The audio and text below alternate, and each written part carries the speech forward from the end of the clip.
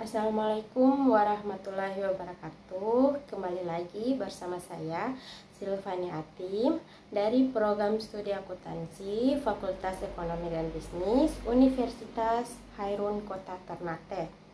Nah, sebelum masuk ke pembahasan tentang analisis konten, sebelumnya teman-teman jangan lupa like, komen, dan subscribe ya. Terima kasih.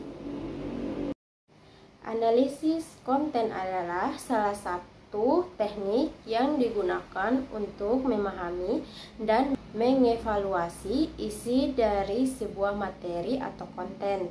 Konten tersebut bisa berupa tulisan, gambar, audio, maupun video. Dalam artikel ini, kita akan mempelajari pengertian, jenis, fungsi, dan cara melakukan analisis konten. Hal ini agar bisnis bisa berjalan dengan lancar dan sesuai dengan harapan. Pengertian analisis konten. Analisis konten adalah teknik evaluasi dari penilaian kualitas materi atau konten yang telah dibuat atau diterbitkan. Teknik ini bertujuan untuk mengidentifikasi kekuatan dan kelemahan dari sebuah dan efektivitas dari konten tersebut.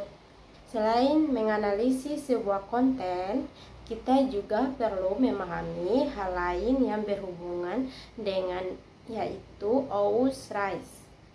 Tujuan analisis konten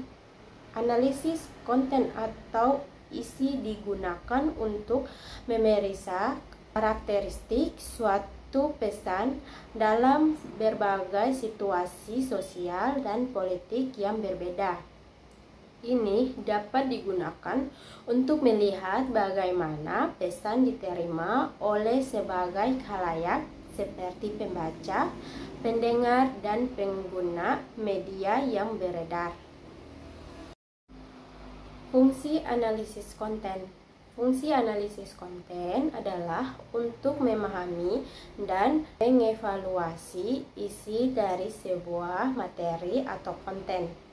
Dengan melakukan analisis konten, penulis atau pembuat konten dapat mengetahui apakah konten tersebut sudah sesuai dengan tujuan yang telah ditentukan atau belum. Selain itu, analisis konten juga dapat membantu untuk meningkatkan kualitas dan efektivitas dari konten tersebut.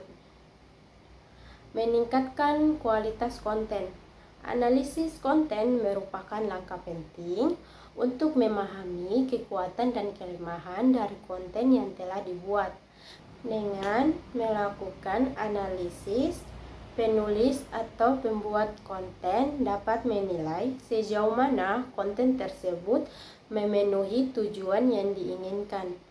Meningkatkan engagement. Analisis konten membantu dalam menentukan jenis konten yang lebih disukai oleh audiens, sehingga dapat meningkatkan engagement dari audiens. Engagement atau keterlibatan audiens dengan konten yang dibuat adalah salah satu faktor penting dalam menilai keberhasilan dari suatu konten. Dalam melakukan analisis konten, penulis atau pembuat konten dapat mengevaluasi jenis konten yang lebih disukai oleh audiens dan menentukan cara untuk meningkatkan engagement. Cara analisis konten. Cara analisis konten adalah teknik yang digunakan untuk memahami dan mengevaluasi isi dari sebuah materi atau konten. Berikut adalah langkah-langkah dalam melakukan analisis konten. Pertama, tentukan tujuan analisis. Langkah pertama adalah menentukan tujuan dari analisis konten. konten. Apa yang ingin dicapai dengan analisis konten? Tujuan yang jelas akan membantu dalam menentukan strategi analisis yang tepat. Tentukan metode analisis. Setelah menentukan tujuan, langkah selanjutnya adalah menentukan metode analisis yang akan digunakan. Apakah akan menggunakan analisis kuantitatif, kualitatif, atau semiotik? Pilih konten yang akan diuji. Setelah menentukan metode analisis yang akan digunakan, langkah selanjutnya adalah memilih konten yang akan diuji. Pilihan konten yang relevan dan sesuai dengan tujuan analisis yang telah ditentukan. Analisis konten. Lakukan analisis konten sesuai dengan metode yang telah ditentukan. Jika menggunakan analisis kuantitatif, hitunglah jumlah kata, kata kunci, dan frekuensi penggunaan kata. Jika menggunakan analisis kualitatif, baca dan menganalisislah pesan dan tujuan dari konten tersebut. Jika menggunakan analisis semiotik, pelajari dan menganalisislah simbol dan makna yang terkandung dalam konten tersebut.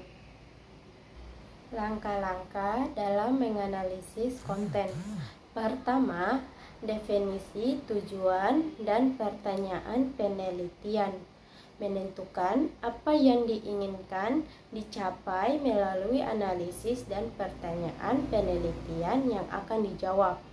Kedua, penelitian sampel. Memilih teks atau materi yang akan dianalisis. Hal ini bisa berupa dokumen, artikel, postingan media sosial, transkrip, wawancara, dan lain-lain. Ketiga, mengembangkan kategori dan kode. Mengembangkan sistem kategorisasi atau kode yang akan digunakan untuk mengklasifikasi dan mengorganisir data. Kategori harus mencerminkan tujuan penelitian dan relevan dengan pertanyaan penelitian.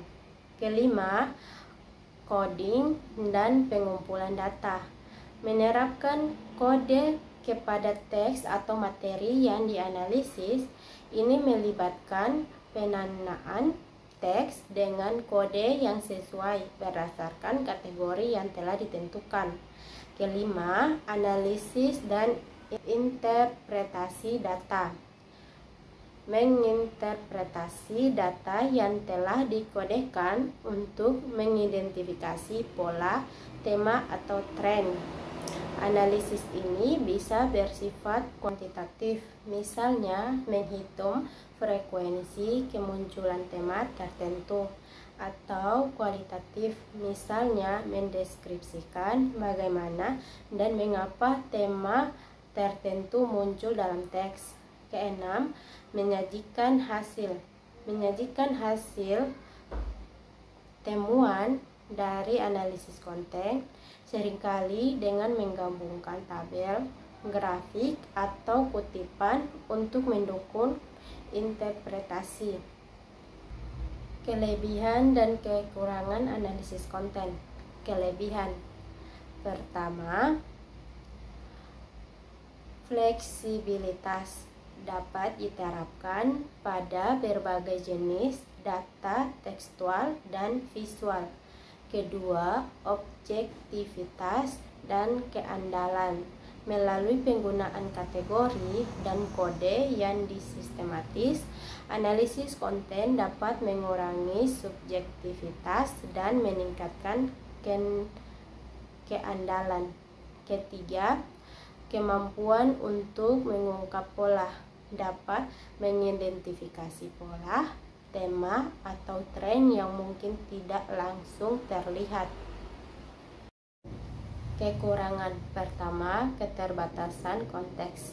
Analisis konten mungkin gagal menangkap konteks yang lebih luas dan menuas makna yang lebih lanjut. Kedua, waktu dan sumber daya.